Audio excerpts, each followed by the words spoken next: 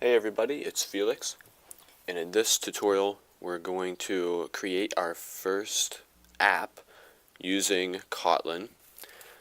And unfortunately, it seems like there's a bug in the current version of IntelliJ IDEA, because when I went to go create a project in it, the finish button didn't pop up at the end, so there was no way to create a new project.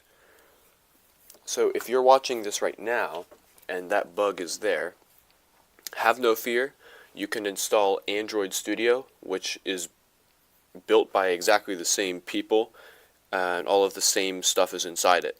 So you can just Google installing Android Studio and find the website, and they'll give you instructions on any operating system. So, with that being said, I've installed Android Studio and gotten all of the same things set up that IDEA needed. And here we are creating a project. I'm just going to call this guy first, and caps lock is on, first app. And you want to make sure, this is the most important thing, include Kotlin support is checked down here at the bottom of this. And then hit next, and here is where it allows you to select which version of Android you want to develop for. And this is a really nice feature here. It tells you how many devices you will be developing for. So if I decided to go with Oreo, the newest, it warns me, okay, but less than 1% of people have Oreo, the newest. So let's go back to this where we can hit everybody. Next. Now you can choose in here from a variety of different setups or different screens for your app. And you can look through here. There's some pretty common useful ones. But we're just going to go with an empty screen. And hit next. Here's where you name it. And since this is the default screen and the first one in the app, I'm going to leave it as the default, main activity, so that everybody knows this is where everything begins. And here we go. There's actually a finish button, so that's good. We'll click that, and it will do some loading here.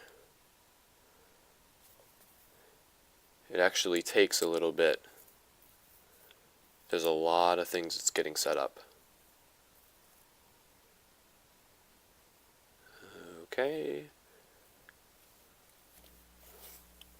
Wonderful.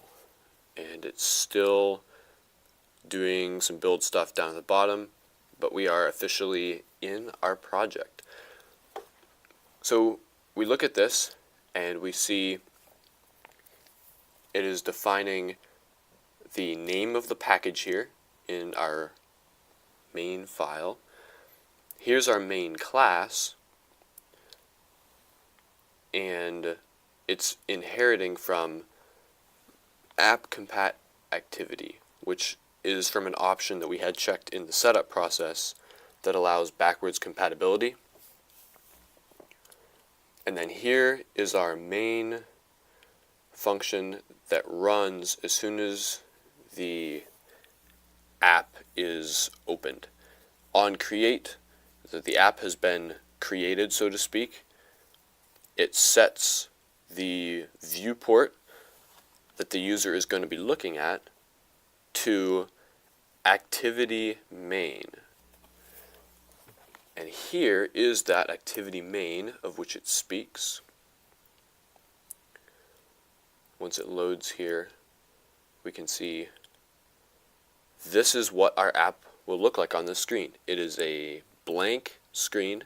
There's just a heading at the top, and they have a little text view that says hello world. So let's see if we can get this guy to build. So what we're going to have to do is hit this green button up here, and it's going to bring up this menu where you can choose how you want to test it. You can either use a virtual device, or you can actually plug in your Android phone if you turn on USB debugging, and you can load it straight onto an actual phone. For this tutorial, I'm just going to be using a virtual device, and if you don't have one set up yet, it's really easy. All you do is click on this, and they have this big list of different devices in here. It's not every device, but it's a sizable list, and they've got like the Nexus. I defined one here, the Nexus 1, because when I looked at its specs online, I saw that it actually has a single core and only a ½ gig of RAM, which is really good because I don't want to be chewing up too much memory running the simulator on my computer. So this is a nice lightweight one. And then you hit next, and you decide, okay, what operating system do I want? And I picked this old one here, Lollipop. You click download and it automatically runs through everything you need.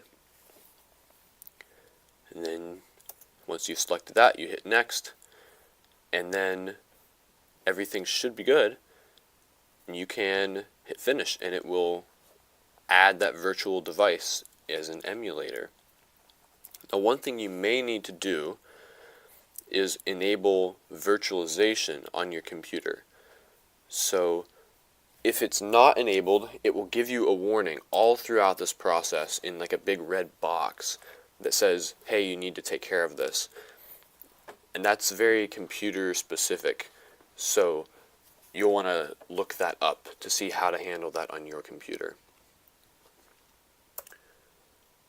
We'll go ahead and click finish, and it should build this emulator for us. It takes it a little while. There's a lot of stuff again that it's putting together. It is a whole entire operating system after all. Okay, and we can see that it has added this to our available virtual devices. Now I just created a brand new one, and you can see that I now actually have two identical ones, but it named the second one number 2.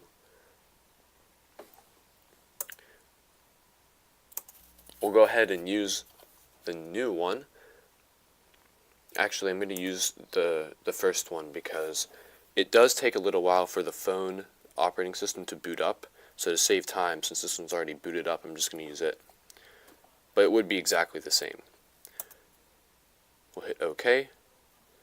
And down here at the bottom, it's running a bunch of build tasks.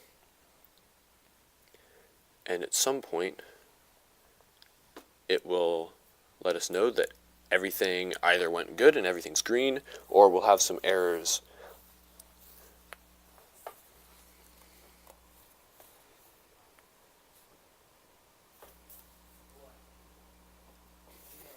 Alright, it says grade build finished.